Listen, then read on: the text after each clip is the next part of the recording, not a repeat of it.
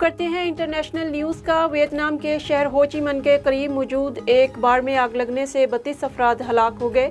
بین الاقوامی میڈیا کے مطابق مذکورہ بار ہو چی من شہر کے قریب ایک رہائشی علاقے میں موجود ایک عمارت کی دوسری منزل پر واقع تھا، جہاں آگ لگنے کا واقعہ پیش آیا۔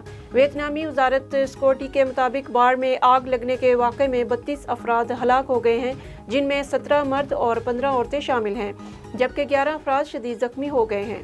امریکی محکمہ خارجہ نے پاکستان کو F-16 طیاروں کی مرمت کے لیے سامان اور آلات فروخت کرنے کی منظوری دے دی۔ پینٹاگون کے بیان کے مطابق امریکی محکمہ خارجہ نے $45 کروڑ معاہدے کی منظوری دے دی ہے۔ اس کا ٹھیکہ لاک ہیڈ مارٹن کارپوریشن کو دیا جائے گا۔ جنوبی کوریا کے جزیرے جیجو سے ٹکرانے والے سمندری طوفان ہنامور نے بڑے پیمانے پر تباہی مچا دی۔ مختلف حادثات میں 10 افراد ہلاک اور درجنوں زخمی ہو گئے۔ حکام کے مطابق شہر پوہانگ میں ایک اپارٹمنٹ کی زیر آب پارکنگ سے 7 لاشیں ملیں، جبکہ 2 افراد کو بچایا گیا۔